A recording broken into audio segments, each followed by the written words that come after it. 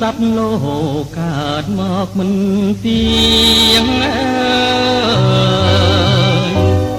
ជួនរាំងហើយភ្លៀងជួនថ្ងៃហើយយប់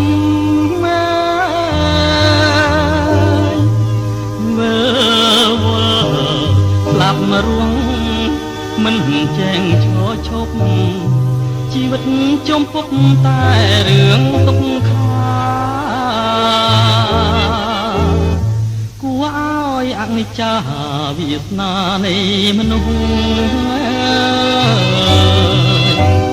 កាយសាហាវហួនអត់ក្តីមេត្តាលាប់នៅរួមរស់រីករាយនឹងគ្នាថ្ងៃនេះអូនលាចាងលោកនាងហើយគួរឲ្យអនាគជឿខ្លោចអរ៉ាអូនហើយវាសនាយើងអត់ក៏ត្រាយពេលនេះអូនស្លាប់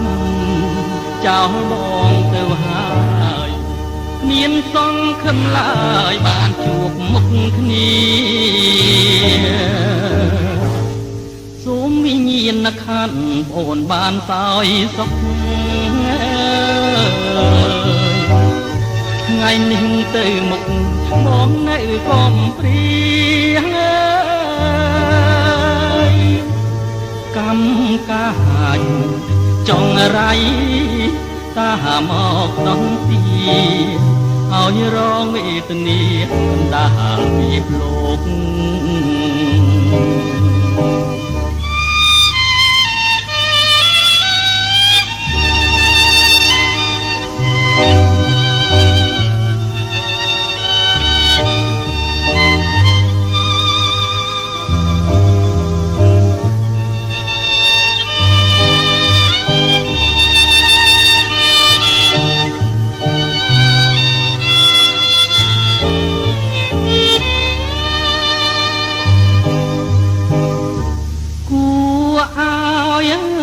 អនា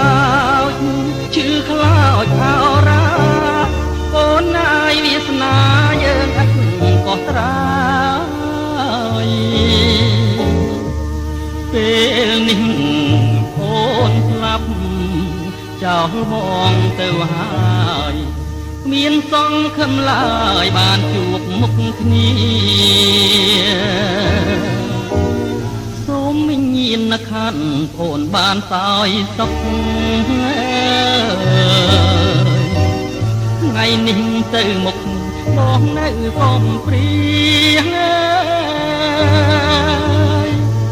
កម្មកាចចង់រៃតាមមកដល់ទី